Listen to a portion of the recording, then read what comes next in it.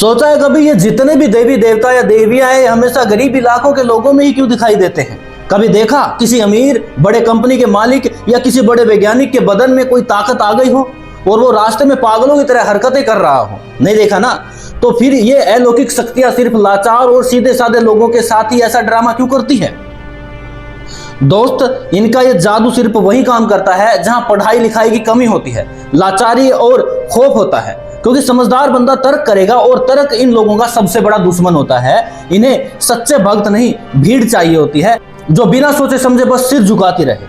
खुद दिमाग लगाओ, अगर उस असली मालिक को किसी इंसान के अंदर आना ही होगा तो क्या वो ऐसे अनपढ़ और बेवकूफ लोगों को चुनेंगे? और भीतर आने के बाद ईश्वर ऐसी अजीब चेहरे बनाकर जीभ बाहर खींचकर बंदरों की तरह दीवारों पर कूदेंगे क्या? जिस मालिक ने करोड़ों ब्रह्मांड बनाए हैं, क्या तुम्हें लगता है कि वो इतना फालतू है कि तुम्हारे पड़ोस के किसी चौकी में आकर जानवरों जैसी गंदी हरकतें करेगा? ये सारी हरकतें करना किसी पावन शक्ति का पहचान नहीं होता है। ये या तो किसी नशे की हालत है या फिर किसी दिमागी बीमारी का असर है। दोस्त, अगर किसी देवी ऊर्जा को आना ही होगा ना तो वो किसी ज्ञानी और सही समझदार इंसान के अंदर आएगी ना।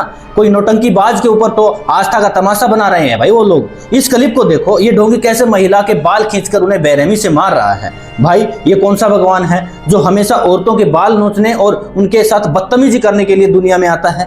ये कौन सी ताकत है भाई? ये कोई ताकत नहीं है, बल्कि इन फर्जी लोगों की खराब सोच है जो आस्था का सहारा लेकर अपने भीतर के बुरे इंसान को बाहर ला रहे हैं। अब इस अगली क्लिप को देखो। ये एक विदेशी महिला है जो नशे की लत की शिकार है। इसकी अजीब हरकतें और हमारे यहाँ के इन ठिकानों का नजारा बिल्कुल एक जैसा है। अंतर बस इतना है कि वहां बाहर की दुनिया इसे बीमारी या दिमागी समस्या मानती है और हमारे यहाँ लोग इसे ईश्वर का रूप समझकर चरणों में गिर जाते हैं। यार, इन्हें किसी चमत्कार की नहीं, डॉक्टर की जरूरत है। पर तुम्हें समझाए कौन? तुम लोग तो अंधविश्वास को धर्म मानकर मानसिक गुलामी में फंसे हुए हो। भाई, ये लोग तुम्हारी आस्था का गलत इस्तेमाल करके अपना धंधा चमका रहे हैं। इनका काम तुम्हें सही रास्ता दिखाना नहीं, बल्कि तुम्हें अज्ञानता में रखना है ताकि तुम सवाल न करो, कभी समझदार न बनो और हमेशा इनके चक्कर लगाते रहो। खैर, ऐसी बातें जाननी है तो आप हमें सब्सक्राइब और फॉलो कर सकते हैं।